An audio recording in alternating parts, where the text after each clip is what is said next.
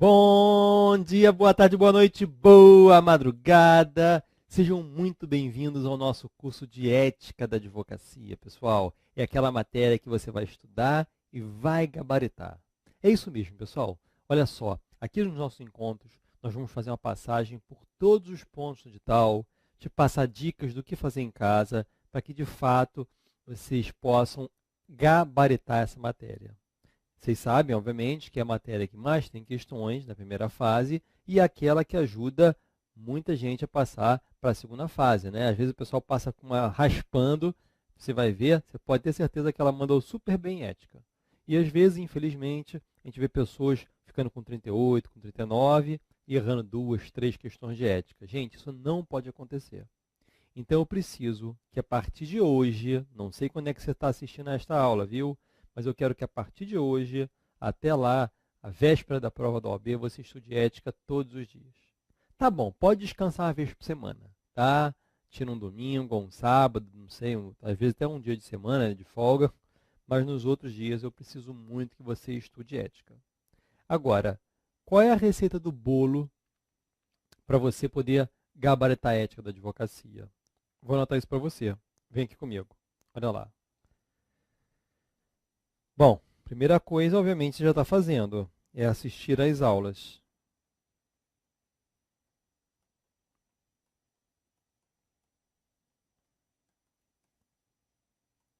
Eu não preciso nem dizer que são as aulas atualizadas, né? Cada prova, cada curso daqui do SESA é gravado para uma prova específica. Então não me venha querer estudar com aulas desatualizadas, não, né? Principalmente o pessoal que pega material pirata, isso é a maior furada do mundo, gente. Uma questão que mudou, e você sabe que todo mês tem alteração em alguma matéria, né? Ou em mais de uma. Então, cuidado, porque a sua aprovação é o seu futuro que está em jogo. E uma questão pode fazer a maior diferença se vai definir sua aprovação ou não. Tá? Bom, então assistir às aulas, ler a legislação. Eu vou passar a indicar a partir daqui a pouquinho eu vou comentar sobre isso. Olha aqui a legislação aqui, ó. Daqui a pouco a gente fala. Vocês vão fazer questões. E a quem interessar possa, nós temos questões, o curso de questões também aqui, né? O curso de resolução de questões.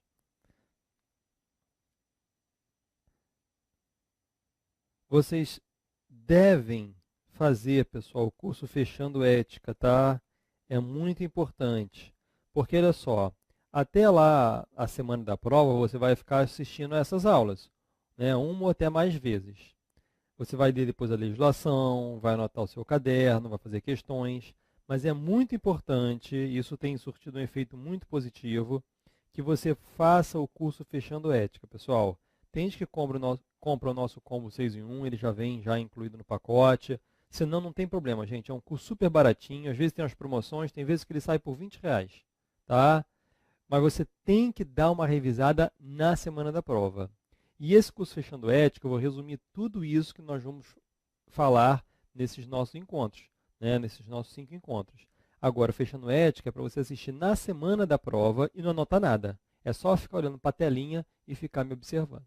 Tá? E é um desafio meu de acertar todas as questões para vocês. E vejam que eu tenho conseguido aí, graças a Deus, nas últimas provas. Né? E a quem interessa possa, para dar um reforço, eu tenho meu livro 10 em Ética, que graças a Deus é o livro de ética mais vendido do Brasil. O 10 em Ética, graças a vocês, graças a Deus, tem sido um maior sucesso. E ele vende pelo site da editora Juspodium. Tá lá pelo site da editora Juspodium. Perfeito? Poucas livrarias físicas têm, porque a editora Juspodium, por excelência, gosta de vender os livros pelo site. Tá? Mas você vai encontrar no Rio de Janeiro, ali na Rua da Assembleia, do lado da Cândido Mendes, né, a famosa Livraria da Escadinha, Livraria Lei Nova. Em Manaus, você vai encontrar na Livraria Capital, ali em frente ao Fórum. Tá? Nas unidades do Sears, vocês vão encontrar também, né, nas franquias do Sears. Maravilha, pessoal? É isso aí. Bom, dito, trazido aqui então a nossa receita do bolo, Olha só, receita do bolo, hein? Receita do bolo 10 em ética. Vou botar aqui, ó, receita do bolo, o nome do bolo é nota 10 em ética. Tá? Muito bem, gente. Então, olha só, quero todo mundo tirando foto da tela e postando lá no meu Instagram, hein? Receita do bolo. Meu Instagram é @prof. Paulo Machado. Olha aí, ó. Podem me marcar lá, viu, gente? Receita do bolo, nota 10 em ética. Maravilha? Pronto, botei as aspas aí. Belezura? Quero ver todo mundo tirando foto da tela e me marcando lá, hein? Tá bom? Receita do bolo. Beleza? E esse bolo é o bolo que a gente vai aproveitar no dia da sua prova. Tá bom? Então vamos agora cumprir a nossa receita, né, pessoal? Olha só. Consta lá no edital que você vai precisar estudar pelos seguintes institutos. A nossa matéria, nossas questões são feitas com base nesses 3 institutos.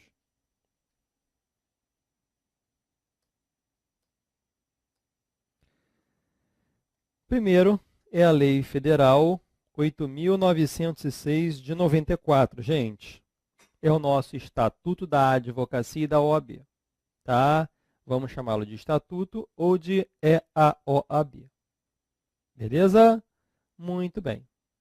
Consta lá no edital também que nós vamos precisar estudar pelo Regulamento Geral do Estatuto da Advocacia e da OAB. É o nosso RG, Regulamento Geral.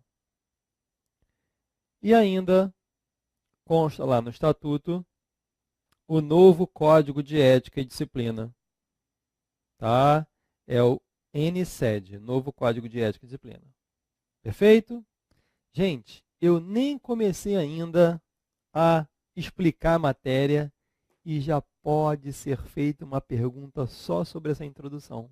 É isso mesmo, gente. Inclusive, uma vez perguntaram se o Conselho Federal da OAB podia mudar o estatuto. Não, gente, o estatuto é uma lei, só uma outra lei de mesma hierarquia para poder mudar o estatuto. Aliás, é muito importante a gente falar que de 1994 para cá mudou muita coisa. Aliás, este ano mesmo de 2018, nós tivemos alterações, tá? E, aliás, alterações feitas posteriormente ao 27º exame de ordem. Então, tem coisas que não podiam pedir no 20º, mas que agora podem pedir no 28º. No 27º, né? Não pediram no 27º, mas pode cair no 28º. Tá legal? Vamos falar sobre isso também. As aulas aqui são atualizadíssimas. É por isso que, aliás, eu já vou até deixar avisado aqui, né? Eu vou procurar gravar logo as primeiras aulas, mas uma aula, que é a nossa última, eu vou deixar para gravar só depois da publicação do edital. Então é muito comum, vamos supor, eu gravo as aulas todas logo rapidamente, né? Às 4. Aí vocês vão assistir, mas vai ficar faltando uma aula. Aí o pessoal fica até perguntando pelo Instagram, mas Paulo, e a outra aula? Então eu já digo logo. Gente, a 5ª aula eu só vou gravar depois que for publicado o edital. Porque até a publicação do edital pode ser que tenha alterações. Imagina se eu gravo logo tudo. Como é que eu vou ter contato com vocês depois para dizer as novidades? Então a gente não pode fazer isso. Tá legal? Muito bem. Até porque, vamos supor que eu já tenho até dado uma matéria que depois acabou mudando no meio do caminho. Porque nossa matéria está sempre mudando alguma coisinha. Acrescenta uma coisa, muda outra, né? Principalmente no regulamento geral e no código de ética, são mais fáceis, porque é o Conselho Federal que muda, né? Então, o que pode acontecer é eu na 5ª aula, olha, gente, sabe aquilo que a gente explicou?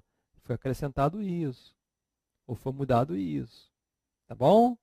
Mas enfim, pessoal, então o estatuto, sim, é uma lei federal e só pode ser mudada por outra lei federal. Agora, nós tivemos várias ações diretas de inconstitucionalidade propostas contra o nosso estatuto, de modo que existem alguns artigos, algumas palavras, algumas expressões que não têm mais validade. Certo? Não tem mais validade. Então, ao longo dos nossos encontros, eu vou estar explicando isso para vocês. tá? E como marcar se cair na prova. Bom, o regulamento geral e o código de ética, sim, então, eles foram elaborados pelo Conselho Federal da OAB.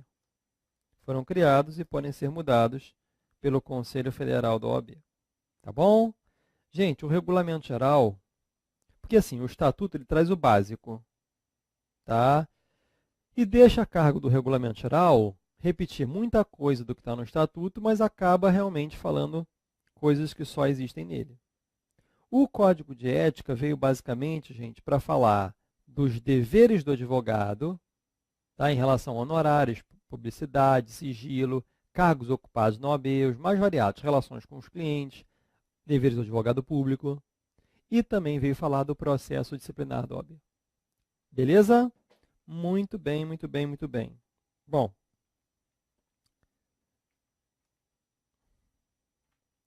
quadros da OAB, gente. É o nosso primeiro tema. Pessoal, a OAB ela é formada por dois grandes quadros. Nós temos o quadro de advogados e temos o quadro de ex-estagiários. Os requisitos necessários para quem quiser ser advogado estão no artigo 8º do Estatuto, e os requisitos necessários para quem quiser ser estagiário estão no artigo 9º também do Estatuto. Tá? Bom, vamos estudar agora no artigo 8º que, além do exame de ordem, outros requisitos devem ser preenchidos. Então, vamos analisar cada um deles. Inclusive, nós tivemos uma prova da OAB que cismaram com esse artigo 8º. Fizeram, na época, lá, várias questões só sobre o artigo 8º. Concentraram várias no artigo 8º. Tá? Então, vem comigo, gente. Para inscrição como advogado é necessário, inciso 1º, capacidade civil. Bom, gente, esta capacidade civil é a capacidade civil plena e presumida. Por que plena e presumida, hein? Bom, gente, a capacidade civil plena é aquela que nós atingimos aos 18 anos. E por que ela é presumida? Porque basta que o advogado demonstre, né, através do documento, que tem mais de 18 anos, presume-se que ele é capaz civilmente. Muito bem, só que nós estudamos lá no direito civil que existem algumas formas através das quais a pessoa que ainda não atingiu a maioridade, ela acessar a sua incapacidade através do Instituto da Emancipação. Essa emancipação que pode ser legal, dada por lei, judicial, pelo juiz, ou até mesmo voluntária, concedida pelos pais. E entre as hipóteses de emancipação legal, nós temos a conclusão de curso de nível superior. Não é? Está lá no artigo 5º do Código Civil. Aí você pode estar pensando, Paulo, mas é muito difícil alguém terminar a faculdade com menos de 18 anos. Realmente é muito difícil, gente. Mas não é impossível. Nós tivemos, inclusive, um caso no Rio de Janeiro, até na faculdade onde eu me formei, na faculdade onde atualmente eu dou aula, né, na Universidade Cândido Mendes, um menino que se formou com 16 anos de idade. É isso mesmo. Pode até jogar no Google depois que você vai ver. Ricardo Tadeu, o nome dele. E tem mais, hein, gente? Com 16 anos ele terminou a faculdade de Direito e com 18 ele tinha terminado o mestrado em Harvard. Olha só, sensacional, né? Muito bem, gente. Como é que Ricardo Tadeu provou na época a sua capacidade civil para ser advogado? Foi com diploma? Sim, porque com a carteira de identidade ele tinha 16 anos. Então, o diploma ou até o certificado de conclusão do curso foi a prova de que ele já tinha sido emancipado legalmente. Beleza? Muito bem. Continuando. Para inscrição como advogado necessário, diploma ou certidão de graduação em Direito obtido em instituição de ensino oficialmente autorizada e credenciada. O que é isso, gente? Bom, preste atenção. O Estatuto Velho, qual era o Estatuto Velho, hein? Era a Lei 4.215 de 63. O Estatuto Velho dizia que para ser advogado tinha que ter o diploma. Quem não tivesse diploma não podia ser advogado. Só que o nosso novo legislador, né, sabendo dessa situação, ele passou a dizer, trazer uma outra alternativa. Se o diploma não estiver pronto, tem de levar a certidão de graduação em Direito. Acontece que este artigo 8º, inciso 2º do Estatuto, deve ser combinado com o artigo 23 do Regulamento Geral, que exige ainda o histórico escolar na ausência do diploma. Como assim? Se a pessoa já tiver o diploma, maravilha, entrega o diploma na hora de se inscrever no quadro de advogados da OAB. Se não, terá de levar a certidão de graduação em Direito acompanhada do histórico escolar. Beleza?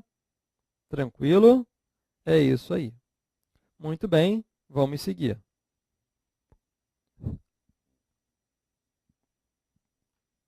Bom, 3.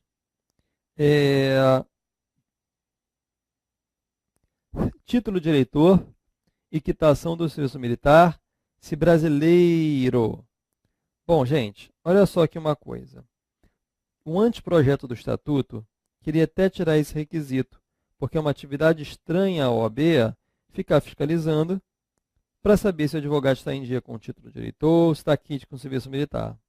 Mas o Congresso Nacional manteve e ainda é um requisito obrigatório. Agora, olha só, preste atenção numa coisa. Vejam aqui comigo.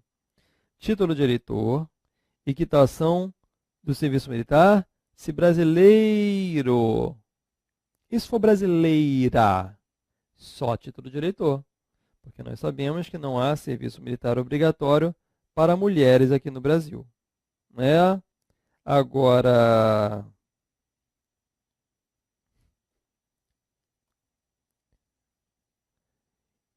e se for estrangeiro, hein? Se for estrangeiro, não precisa nem de uma coisa, nem de outra. Tá? Nem de uma coisa, nem de outra. Agora, preste atenção numa coisa. Veja aqui comigo. Será que um advogado estrangeiro, de fato, pode advogar aqui no Brasil? Pois é, gente. É o que consta no artigo 8º, parágrafo 2º do Estatuto. Né? Bom, gente, o estrangeiro ou brasileiro, quando não graduado em Direito no Brasil, deve fazer prova do título de graduação obtido em instituição estrangeira, devidamente validado, além de atender aos demais requisitos previstos nesse artigo. Tá? Então, olha só, gente. Tanto faz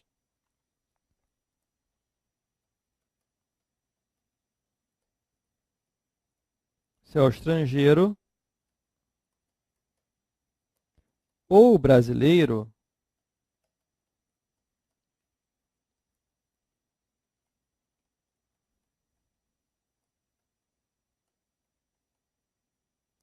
que se graduou em outro país. Eles podem ser advogados do Brasil, sim, desde que, primeira coisa, eles terão que revalidar o diploma, né? Ou seja, tem que fazer valer aquele diploma no Brasil. E depois terão que preencher os mesmos requisitos do artigo 8º do Estatuto. Inclusive, gente, terão que preencher o 4º requisito, que é a aprovação no exame de ordem. Sim, gente, olha só, se o estrangeiro ou o brasileiro que se formou em outro país, se eles querem advogar no Brasil, eles têm de provar que conhecem o direito brasileiro e a língua portuguesa. Como é que eles vão provar isso? Sendo aprovados no exame de ordem. Tá legal?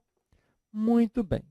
Só que olha só, gente, deixa eu explicar uma coisa para vocês, aliás, 2 detalhes, que eu não sei se vão pedir na sua prova da OAB, mas, como objetivo aqui é nos cercarmos, né, para que vençamos qualquer pegadinha, né, qualquer pergunta que vier sobre ética, eu vou explicar.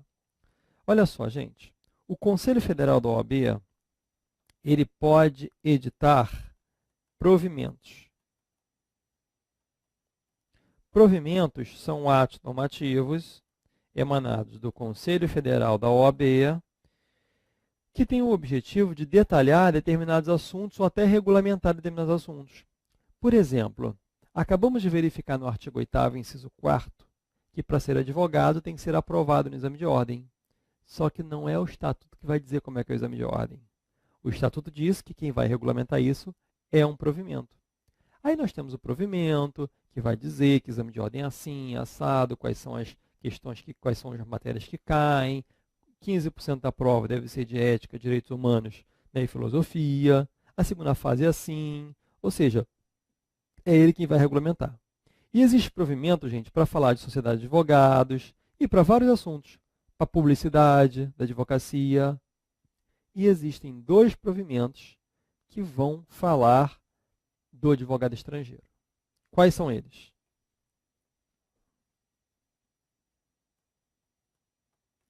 Nós temos o provimento 91 de 2000, que vai dizer o seguinte: um advogado estrangeiro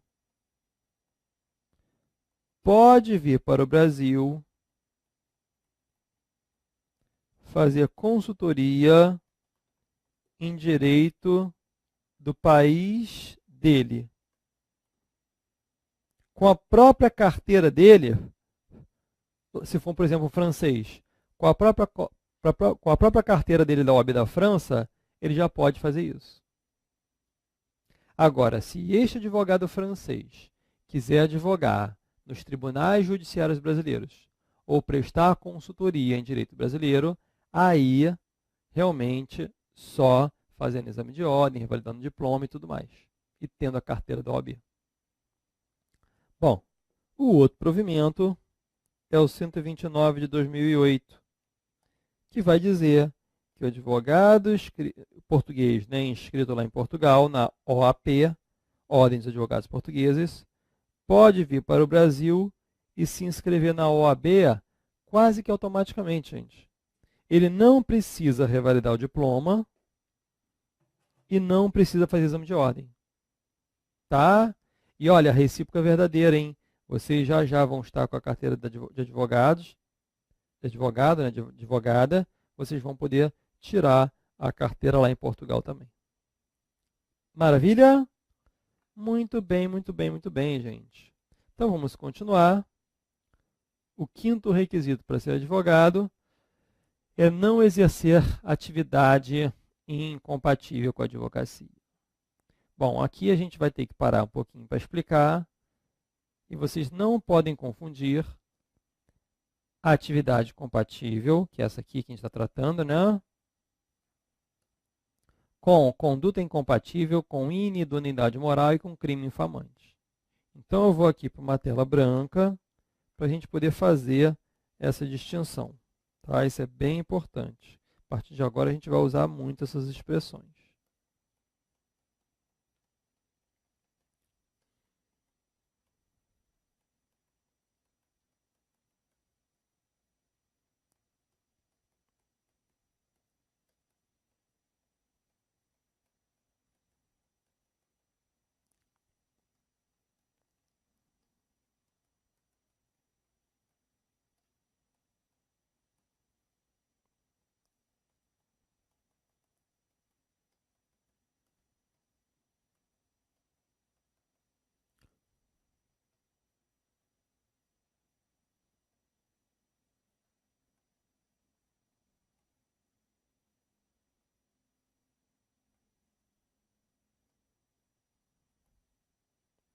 Muito bem, gente. A atividade incompatível é diferente de conduta incompatível, que é diferente de inidoneidade moral e que é diferente do crime infamante. Tá? Bom, pessoal, atividade incompatível é a expressão justamente sobre a qual nós estamos falando aqui. Tá? É uma expressão que está ligada à vida profissional. Tá? É uma atividade que está ligada à vida profissional. As hipóteses estão todas no artigo 28 do Estatuto. E quem exerce uma atividade compatível, gente, não pode nem se inscrever no quadro de advogado. Se fizer o pedido, vai ser indeferido. Então, a gente tem como exemplo o policial militar. Vejam só, um policial militar, um policial civil, gente, eles até podem fazer faculdade de Direito, vão fazer o exame de ordem, vão passar, mas vão ter que ganhar o certificado, vão ter que guardar o certificado na gaveta. Porque certificado de aprovação vale para sempre. Aí, quando eles se aposentarem, quando eles saírem da polícia, aí eles se inscrevem na OAB. Tá legal? Então, atividade compatível é uma expressão que está ligada à vida profissional. Quem exerce uma atividade compatível não pode nem se inscrever na OAB. Muito bem, gente. Já a conduta incompatível é uma expressão que está ligada à vida social, à vida pessoal. E a lei exige o requisito da habitualidade para a sua configuração. Alguns exemplos estão no artigo 34, parágrafo único do Estatuto. Certo? Artigo 34, parágrafo único do Estatuto. E o advogado que pratica uma conduta incompatível, ele vai sofrer uma punição de suspensão pela OAB. Tá? Então, olha só aqui uma coisa. O que pode estar ligado à vida social, à vida pessoal, e que praticado com habitualidade, torne o advogado praticante dessa tal conduta incompatível vindo a ser suspenso. Nós vamos ter como exemplos a embriaguez habitual, a toxicomania habitual, a prática reiterada de jogo de azar não autorizado por lei, a incontinência pública e escandalosa. Vejam que são coisas da vida pessoal do advogado e que podem gerar essa repercussão prejudicial à dignidade da advocacia, de acordo com a lei. Agora, olha só, gente. Eu disse como exemplo aqui a embriaguez habitual. Se for a doença, o alcoolismo, o vício, o advogado até pode pedir uma licença para se tratar. Olha, cuidado, hein? Uma licença, um afastamento para se tratar. Ele não está sendo punido. Ele mesmo está pedindo uma licença. Agora, se ele não quiser se tratar, ou às vezes nem a doença mesmo, porque está sempre embriagado, tá? Mas não é nem viciado, tá? Aí a punição será uma suspensão. Ele vai ficar sem advogar por um período que varia de 30 dias a 12 meses. A gente vai estudar isso com uma aula específica, tá bom?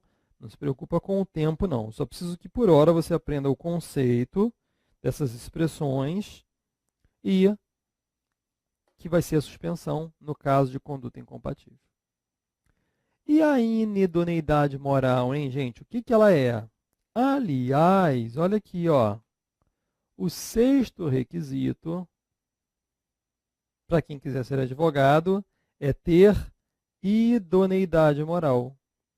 Quando a gente vai se inscrever na OAB, a gente dá uma declaração de próprio punho de que não há nada na vida pessoal que desabone a nossa conduta. Porque até prova em contrário, todos nós somos idôneos moralmente. Aí, se descobrirem alguma coisa da nossa vida pessoal, da nossa vida social, tá? Aí a gente pode ser considerado inidôneo moralmente. Inidôneo moralmente, tá? Gente, se eu preciso ter idoneidade moral para ser advogado, se eu perder a idoneidade moral para ser advogado, me tornando inidôneo, a punição será uma exclusão. Gente, a inidoneidade moral é uma expressão que também está ligada à vida social, à vida pessoal. Só que aqui a situação é mais grave do que a anterior, do que a conduta incompatível. Tanto é que basta praticar uma vez. Bom, mas Paulo, eu estou confuso ainda. Dê exemplos aí para a gente fazer distinção. É claro, só que nós vamos trabalhar com os exemplos somente no próximo